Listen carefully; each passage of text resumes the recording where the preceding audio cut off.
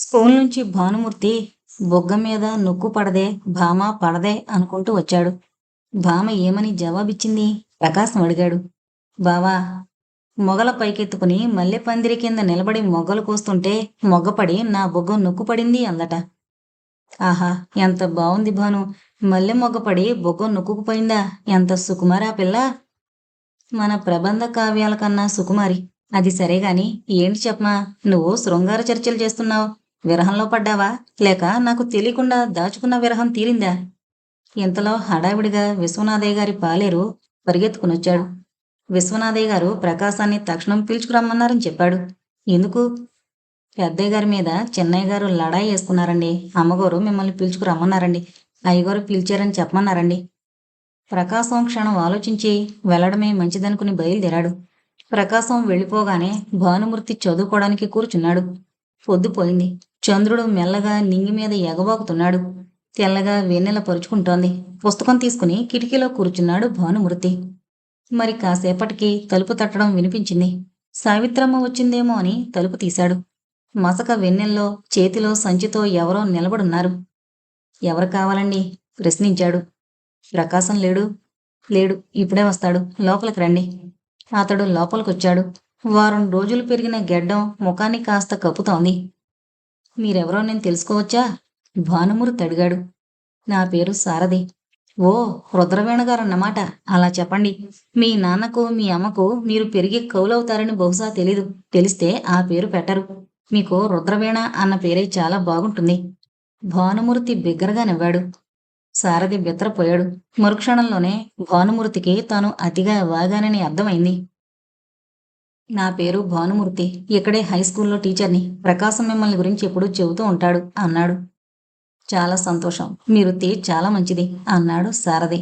ఏదో అనాలి కదా అని. అవును, best of all professions but worst of all trades. Sarathi నవ్వాడు.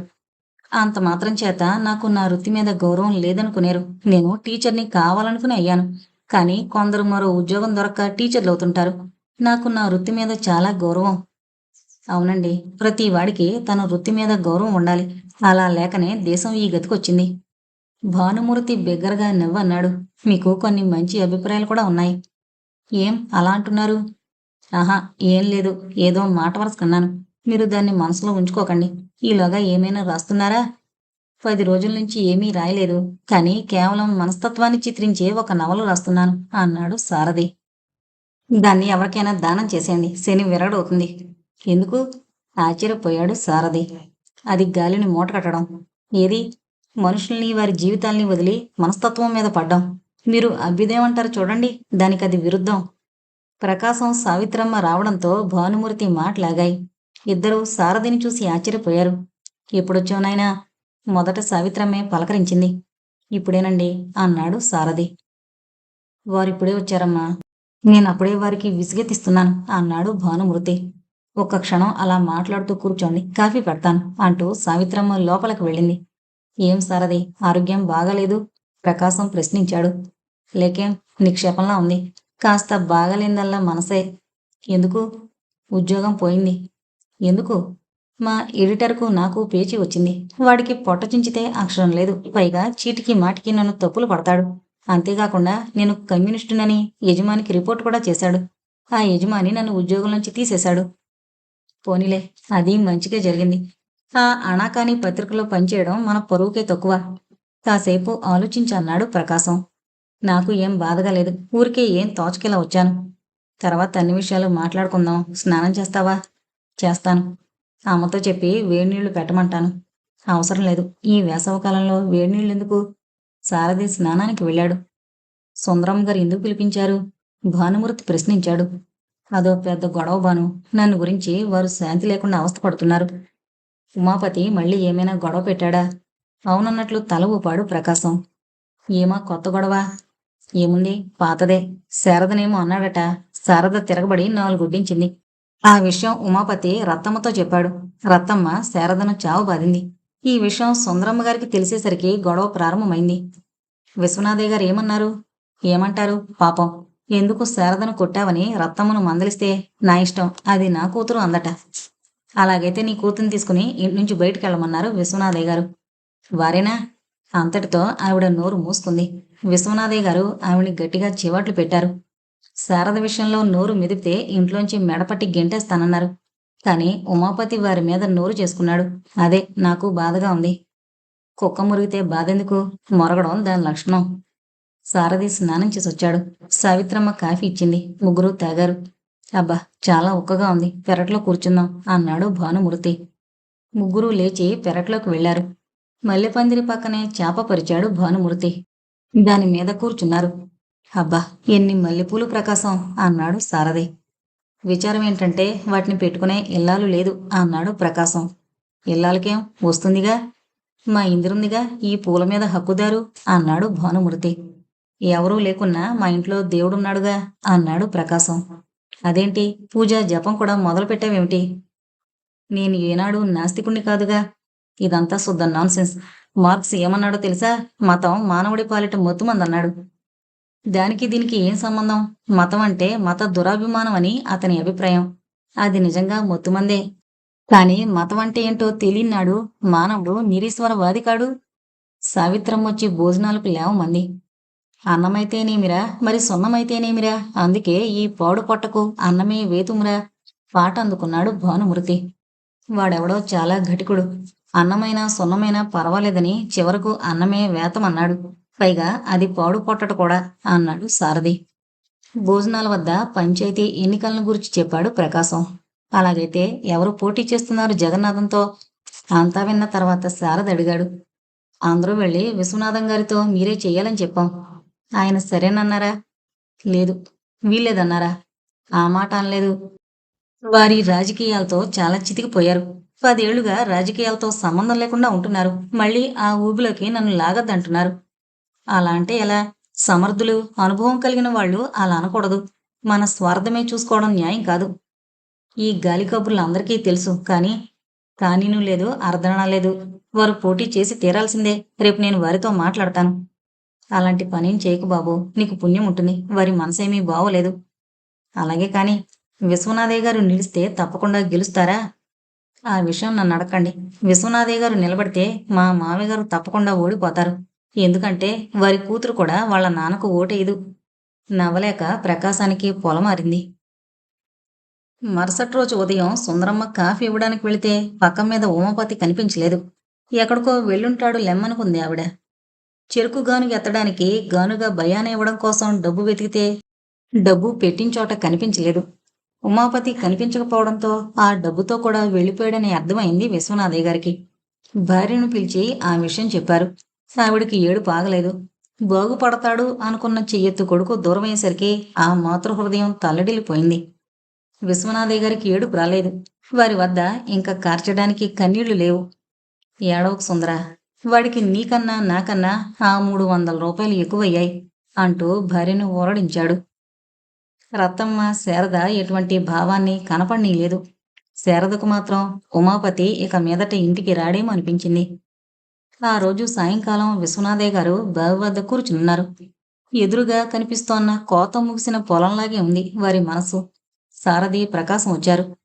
మీరెప్పుడొచ్చారు? సారథిని ప్రశ్నించారు విశ్వనాథయ్య గారు. నిన్న సాయంత్రం వచ్చాను. 5 నిమిషాలు మౌనంగా గడిచాయి. ప్రకాశం ఉమాపతి విషయం అడుగుదామనుకున్నాడు. కాని మానుతున్న గాయాన్ని రేపడం ఎందుకని ఊరుకున్నాడు. ప్రకాశం, జగన్నాథం ఏమంటున్నాడు? విశ్వనాథయ్య గారు ప్రశ్నించారు. ప్రకాశం ఆశ్చర్యపోయాడు. విశ్వనాథయ్య గారికి పంచాయతీ ఎన్నికలను గురించి ఆలోచించే మనశ్శాంతి ఎక్కడదా అనుకున్నాడు. ఏమోనండి, సరిగ్గా తెలియడం లేదు. పల్లెలు తిరుగుతున్నాడు. తనే ఈ గ్రామాన్ని ఉద్ధరించానని చెప్పుకుంటున్నాడు. ప్రకాశం మాట పూర్తి కాకముందే సారథి ఉపన్యాసం ప్రారంభించాడు. ప్రపంచంలో ప్రతి వ్యక్తికి తన వ్యక్తిగత సుఖదుఖాలు, సమస్యలు ఉంటాయి. అవే మనిషి జీవితాన్ని తినేయకూడదు. ఈనాడు మన సమాజం ఎంత రుద్దయింది కదా. ఎలాగైంది? ఎవరో కొందరు మహానుభావులు త్యాగ ఫలితమే నేటి నాగరికత. వాళ్ళలా త్యాగం చేయకపోతే మనకి అదృష్టం ఉండేదే కాదు. అందువల్ల మనం కూడా మన స్వార్థాన్ని కాస్త త్యాగం చేయాలి. ఈ ఊరిని చూస్తుంటే నాకు అదో రకంగా ఉంది. ఇంకా ఈ ఊళ్ళో జమీందారీ పద్ధతులే కొనసాగుతున్నాయి. అందువల్ల ఇక్కడ ప్రజలకు ఈ నరకయాతన తొలగాలంటే మీలాంటి వాళ్ళు ముందుకు రావాలి. జగన్నాథం లాంటి ధనికుల్ని నాశనం చేయాలి. నీళ్లు తాగడానికి, అన్నం తినడానికి, పూలు వాసన చూడడం కోసము ఉన్నట్లే డబ్బు అనుభవించడం కోసం ఉంది. అంతేగాని డబ్బలా ఒకచోట చేరి మూలకూడదు. దాన్ని అందరికీ పంచాలి. ఇలాంటి విషయాలు నాకర్థం కావు సారథి. నా వ్యక్తిగత సమస్యల్ని పూర్తిగా జయించే శక్తి సామర్థ్యాలు నాకు లేవు అన్నారు విశ్వనాథయ్య గారు. ప్రకాశానికి సారథి వ్యవహారమేమీ నచ్చలేదు. చిన్నా పెద్ద లేకుండా అలా బోధ మొదలు పెడతాడెందుకు అనుకున్నాడు. ప్రకాశం ఈ విషయమే చెప్పబోయాను. అంతలో సారథి కూడా ఆ విషయమే చెబుతున్నాడు. నేను పంచాయతీ ఎన్నికల్లో జగన్నాథంతో పోటీ చేస్తాను. ప్రకాశం ఆశ్చర్యంతో అప్రభితుడైపోయాడు. మీరా అన్నాడు సారథి. అవును. నాకిప్పుడు ఏ బంధాలు లేవు. బాధ్యతలు అంతకన్నా లేవు. శారద పెళ్లి ఎలాగూ వైశాఖ మాసంలో జరుగుతుంది. ఆ విషయంలో నాకెలాంటి చింత లేదు. ఇన్ని దినాలు వాడిదొక చింత ఉండేది. ఈనాటి నుంచి ఆ చింత కూడా లేదు. వాడి మీదున్న మమకారం పూర్తిగా చంపుకున్నాను. వాడు తిరిగొస్తే సరే, అంతేగాని వాడి కోసం నేను వెతకను. కానీ వాడు తిరిగొస్తాడన్న నమ్మకం నాకు లేదు. అందువల్ల ఎన్నికల్లో తప్పక నిలుస్తాను. ప్రకాశానికి అంత సంతోషం కలగలేదు. విశ్వనాథయ్య గారు చేసుకున్న ఈ నిర్ణయం వెనుక ఎంత వేదనుందో అతడికి బాగా తెలుసు. కానీ సారథి మాత్రం పరమానందం పొందాడు. చాలా బాగుంది. మీలాంటి అనుభవజ్ఞులు చేయి కలిపితే ఈ జమీందారీ వ్యవస్థను ఎదిరించేయము అన్నాడు సంబరంతో. విశ్వనాథయ్య గారు నగ్నంగా ఉన్న పొలాలు చూస్తూ మౌనంగా కూర్చున్నారు. ఉమాపతి మద్రాసు చేరినప్పటి నుంచి చాలా ఆనందంగా ఉంటున్నాడు. జేబులో 300 రూపాయలున్నాయి. డబ్బుకు అసాధ్యమైంది మద్రాసులో లేదు. అసలు ఈ ప్రపంచంలో లేదు. అనేక ఆలోచనలతో, కొత్త కొత్త ఊహలతో అతని మనసు చాలా గందరగోళంగా ఉంది. తన జేబులో 300 రూపాయలున్నాయి. వాటితో కనీసం నెలన్నర గడుస్తుంది. ఈలోగా ఒక ఉద్యోగం సంపాదించాలి. కనీసం 100-50 ఇస్తారు. ఆ డబ్బుతో హాయిగా బ్రతకచ్చు. తనకు భార్య లేదు, పిల్లలు లేరు, తల్లి తండ్రి లేరు. అసలు ఈ బాధ్యతలు అనేవి ఈ జగత్తులో లేకుండా పోవాలి.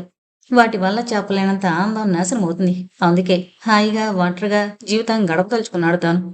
తను సంపాదించిన డబ్బుతో హాయిగా జీవిస్తాడు. కావలసింది తింటాడు. ఇకపోతే తాను కూడా పురుషుడే. తనకు కూడా వాంఛలుంటాయి. జేబులో డబ్బుండాలి గాని అవి తీరడానికేం మహా బాగా తీరతాయి. కానీ ఈ ఆడవాళ్ల పట్ల తనకు బాధ్యతలుండవు. అది మరుసాళ్ల వ్యాపారం. ఆనందాన్ని నెలకు కొనుక్కోవడం. అబ్బా, ఒంటరి జీవితం ఎంత హాయి. కుటుంబ జీవితం ఒక నరకం. అది హోటల్ భోజనం లాంటిది. తన రుచికి అభిరుచికి సరైంది.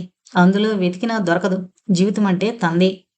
గంట చూసుకుందామంటే వాచి లేదు. ఉమాపతికి విమల జ్ఞాపకం వచ్చింది. ఎక్కడుందో, ఏం చేస్తుందో అనుకున్నాడు. అంతలోనే ఏ గంగలో కలిస్తేం తనకే అనుకున్నాడు. విమల కూడా ఆడదే కాబట్టి ఆడది కూడా కోతిబుద్దే కదూ. ఆడదాని జీవితం కంటే అసహ్యకరమైంది, ఆడదానికంటే ఆనందాన్నిచ్చేది లేదు అనుకున్నాడు ఉమాపతి. ఆ ఊహ రాగానే జేబులో 10 రూపాయలు ఉంచుకుని గదికి తాళం వేసి బయలుదేరాడు. ఎంత మరిచిపోదామన్నా విమల అతనికి మరుపు రాలేదు. ఇప్పుడేం చేస్తూ ఉందో. తనకు చెప్పి మోసగించిన ఆదర్శాలనే ఇంకెవరికో వల్లిస్తూ ఉంటుంది. లేదా గుట్టుగా ఇల్లు చేరుంటుంది. లేదా బజారు పక్షి ఉంటుంది. తనకి ఈనాడు తారసిల్లకూడదు. డబ్బు మిగులునే అనుకున్నాడు ఉమాపతి. తన ఊహకు తనే నవ్వుకుని నడక సాగించాడు. అతను మళ్ళీ రెండో రోజు ఉదయం కాని గదికి చేరలేదు. అతని మనసు చాలా హాయిగా ఉంది. గదికి చేరగానే ప్రకాశానికి ఉత్తరం రాశాడు. తనకి జీవితం చాలా బావుందని, ఇలాంటి జీవితం పైన విసుగన్నది ఏనాడు పుట్టదని రాశాడు. 2-3 రోజులు గడిచాయి. అతడు ఒకరోజు గది చేరేసరికి ఒక ఉత్తరం కనిపించింది. ప్రకాశం కాబోలు రాశాడని చించి చూశాడు. ప్రకాశం కాదు రాసింది, విమల. ఒక్కసారి ఉత్తరాన్ని ముక్కలు ముక్కలుగా చించేయాలనిపించింది ఉమాపతికి. కాని ఏం రాసిందో చూడాలన్న ఉత్సుకత అతన్ని చెంపనివ్వలేదు. చదివాడు. డియర్ ఉమాపతి, ఈ ఉత్తరం నేను రాశానని నీకు తెలియగానే నీకు చించే బుద్ధేస్తుంది. కానీ చించకు. శాంతం చదివి చూడు. ఉమాపతికి గుండె జలదరించింది. తన మనస్తత్వాన్ని ఎంత బాగా అర్థం చేసుకుంది విమల అనుకున్నాడు. గాఢంగా నిట్టూర్చి ఉత్తరం చదవసాగాడు.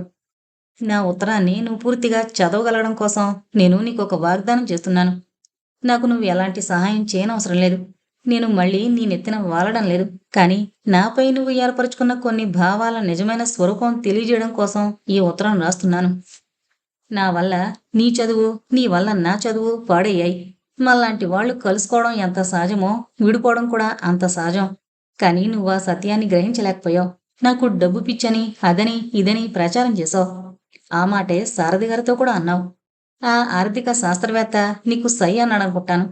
కానీ నాకు డబ్బు మీద, అది సమకూర్చే సుఖాల మీద అంత విశ్వాసం లేదు. ఒక విషయం ఆలోచించు. నా శరీరం అయస్కాంతం లాంటిది. నా కళ్ళల్లో మెరుపు, నా బుగ్గల్లో ఎరుపు ఉన్నంతకాలం డబ్బుకు నాకు కొదవలేదు. ఇక తర్వాతంటావా? అవి పోయాక ఇక జీవితం లేదని, తర్వాత జీవించవలసిన అవసరం లేదని ఒకనాటి నా నమ్మకం. ఒకనాటిది అని ఎందుకంటున్నానంటే, ఆనాటి కొన్ని విశ్వాసాలు ఈనాడు నాకు లేవు. ఈ విశ్వాసాలు కూడా ప్రేమలాంటివే. ప్రేమ ఎంత చంచలమో నా మనసు కూడా అంత చంచలం. నేను నీ వద్ద నుంచొచ్చాక రాజారావు గారితో కూడా గడిపాను. అతడు కూడా దాదాపు నీలాంటివాడే, కాని కాస్త పిరికి. ఒక నెల రోజులు నేనందించే అమృతాన్ని తాగి చివరికో రోజున పారిపోయాడు. ఒక 1000 రూపాయలు గదిలో ఉంచి ఒక ఉత్తరముక్క కూడా రాసుంచి మరీ పారిపోయాడు.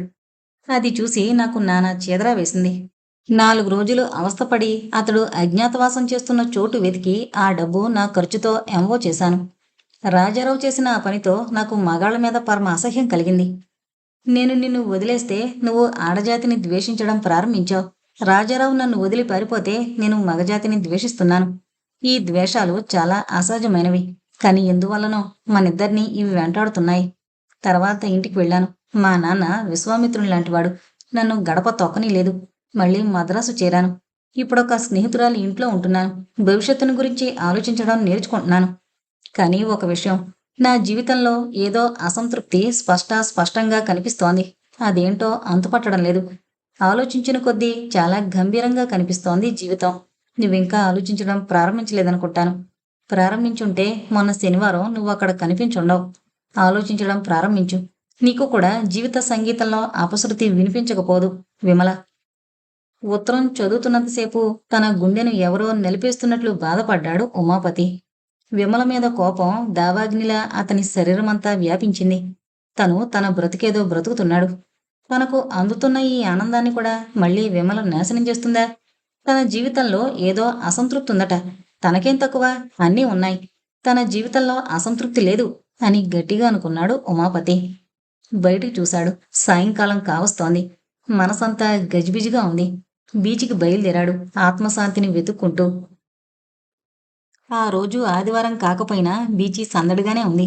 వెళ్ళి దూరంగా ఒక చోట పడుకున్నాడు ఉమాపతి. దూరంగా 2 పిల్లలు ఆడుకుంటున్నారు. వాళ్లకు అటువైపుగా ఒక జంట కూర్చునున్నారు. ఉన్నట్టుండి ఉమాపతి మీద ఒక పెద్ద రబ్బరు బంతి పడింది. దాన్ని తీసుకుని కోపంతో సముద్రంలోకి విసిరాడు. మరుక్షణంలోనే అది గట్టుకొచ్చింది. ఉమాపతి మనసు చివుకుమంది. బంతి పిల్లలకిచ్చేయాలనుకున్నాడు. పిల్లలు దూరంగా బిక్కుబిక్కుమంటూ నిలబడున్నారు. తను వాళ్ల వద్దకు బయలుదేరేసరికి వాళ్ళు పరిగెత్తారు. ఆ జంటలోని స్త్రీ బహుశా వాళ్ల తల్లేమో అంతా క్షణంలో గ్రహించింది. తీసుకో రాజా, మామి వద్ద బంతి తీసుకో అంది. పిల్లలు బంతి తీసుకున్నారు. కూర్చోండి అన్నాడు ఆవిడ భర్త. తనకు తెలియకుండానే కూర్చున్నాడు ఉమాపతి. ఈవిడ నా భార్య, పేరు సునంద. నా పేరు చక్రవర్తి. మైలాపూర్లో డాక్టర్ని అన్నాడతను. నా పేరు ఉమాపతి. అరే, మా అబ్బాయి పేరు కూడా అదే ఆశ్చర్యపోయింది సునంద. ఉమాపతి సునందకేసి చూశాడు. తాను అంత ప్రశాంతమైన ముఖాన్ని జీవితంలో చూడలేదు. చెట్ల నీడల్లో కదలని నీటి చలమల్లాంటి కళ్ళు సునందవి. ఆ కళ్ళల్లో కాఠిన్యం, వ్యామోహం, దాహం ఏమీ లేవు. కళ్ళు చాలా సొగసుగా ఉన్నాయి. కనురెప్పలు పైకి వంపు తిరుగున్నాయి. సునంద ముఖాన్ని చాలాసేపు చూడలేకపోయాడు ఉమాపతి. బంతినెందుకు నీటిలోకి విసిరేశారు? ప్రశ్నించింది సునంద మెల్లగా నవ్వుతూ. ఉమాపతి త్రుళ్ళిపడ్డాడు. సరదాకి అన్నాడు. కాదు, మీకు కోపం వచ్చింది అన్నాడు చక్రవర్తి. వీళ్ళు ధ్వని ప్రతిధ్వనిలాగున్నారే అనుకున్నాడు ఉమాపతి. వెళదామండి, పిల్లలకు ట్యూషన్కు మాస్టర్ వస్తారు అంది సునంద. చక్రవర్తి లేచాడు. పిల్లలు కూడా ఆట చాలించొచ్చారు. వాళ్ళు సెలవు తీసుకుని వెళ్ళిపోయారు. వెళతాం మామయ్య గారు, పిల్లలు అన్నారు. ఎవరో ఆత్మీయులను పోగొట్టుకుంటున్నట్లనిపించింది ఉమాపతికి. వాళ్ళు లేకుండా బీచ్లో కూర్చోలేకపోయాడు. సరాసరి హోటల్కి భోజనానికి వెళ్ళాడు. చేతులు కడుక్కుంటుంటే అద్దంలో తన ముఖం కనిపించింది. పెదవులు ఎందుకో ముడివేసున్నాయి. కనుబొమ్మలు కూడా గుసగుసలాడుకుంటున్నాయి. కళ్ళు అదో రకంగా అశాంతిగా ఉన్నాయి. సునంద కళ్ళల్లో ఎంత శాంతుంది, తన కళ్ళల్లో ఎందుకంత అశాంతి? సునందకు జీవితంలో చాలా తృప్తుందేమో. అలాగైతే తనకు జీవితంలో అసంతృప్తుందా? ఆ మాటే కదూ విమల కూడా అంది. తన ముఖాన్ని చూసుకోలేకపోయాడు ఉమాపతి. భోజనం చేసి గదికొస్తుంటే దారిలో సారథి కనిపించాడు. పెరిగిన గెడ్డం, మాసిన గుడ్డలు. సారథి చాలా దీనంగా కనిపించాడు. ఓ 10 రూపాయలుంటే ఇవ్వండి అన్నాడు. ఉమాపతి 10 లేవని 5 ఇచ్చాడు. మహదానందంతో పుచ్చుకున్నాడు సారథి. ఏమైనా ఈలోగా రాస్తున్నారా? సారథిని ప్రశ్నించాడు. ఏం రాయాలో అర్థం కావడం లేదు. అసలు నేను రాయకుంటే వచ్చే నష్టమేమిటో కూడా నాకు బోధపడ్డం లేదు. మనసంతా చాలా గందరగోళంగా ఉంది. ఈ సంఘర్షణ తేలే వరకు ఏమీ రాయదలుచుకోలేదు అన్నాడు సారథి. ఉమాపతికి సారథి మాటలు చాలా కొత్తగా ఉన్నాయి. ఉమాపతి సారథిని అనేక విషయాలు అడిగాడు. తనకు ఉద్యోగం పోయిందని, త్వరలో ఉద్యోగం దొరుకుతుందన్న విశ్వాసం లేదని చెప్పాడు సారథి. మనిద్దరం జీవితంలో పోరాడుతున్నాం. గెలుపెవరిదో మనకే తెలీదు. అప్పుడప్పుడు కనిపిస్తూ ఉండండి, అనుభవాలు చెప్పుకుందాం అంటూ విడిపోయాడు సారథి. విమల ఉత్తరంతో మొలకెత్తిన అశాంతి నిమిష నిమిషానికి అధికమై సారథి మాటలతో ఉమాపతి హృదయమంతా ఆక్రమించుకుంది. పంచాయతీ బోర్డు ఎన్నికల ప్రచారం ఏప్రిల్ నెల ఎండల కన్నా చెండ ప్రచండంగా ఉంది. జగన్నాథం తన బలగంతో పల్లెలు తిరుగుతున్నాడు. విశ్వనాథయ్య గారు, ప్రకాశం కూడా ఎన్నికల్లో తలమునకలుగా ఉన్నారు. కొడుకు చింతతో ఏకులాగైపోయింది సుందరమ్మ. రత్నమ్మ ఎక్కడుంటుందో కూడా తెలియడం లేదు. తాను ఎంత ప్రయత్నించినా శారద పెళ్లిని ఆపలేకపోయినన్న అసంతృప్తిని అణగదొక్కుని జీవితం లాగుతోంది. శారదకి ప్రపంచమే కనపడడం లేదు. ఎంతసేపు ప్రకాశాన్ని గురించిన తలపులతో మురిసిపోయేది. ఎవరైనా ప్రకాశాన్ని గురించి, అతని ధైర్యాన్ని గురించి విశ్వనాథయ్యతో చెబుతుంటే ఒళ్ళంతా చెవులు చేసుకుని వినేది. ప్రకాశం ఇచ్చిన పుస్తకాలు చదివేది. శారదకు జీవితము, ప్రపంచము ప్రకాశమే అయిపోయింది. భానుమూర్తి పూర్తిగా హైస్కూలు గొడవల్లో ఉన్నాడు. విద్యార్థుల పాలిట అతడు దేవుడైపోయాడు. బడి, క్రమశిక్షణ అతని కనుసన్నల్లో సరిపోతోంది. భానుమూర్తి విద్యార్థులకి అంత దగ్గరగా రాగలడో, వారిని అంత దూరంగా ఉంచగలడు. భానుమూర్తి ఆ హైస్కూలుకు చక్రవర్తి. భానుమూర్తికి ఇందరకు ఉన్న ప్రేమ వ్యవహారం జగన్నాథం చెవులకు సోకింది. మొదట అతడు నమ్మలేదు. కాని భానుమూర్తి రాసిన ఉత్తరం ఒకటి అతని కంటబడింది. జగన్నాథం అగ్గిరాముడైపోయాడు.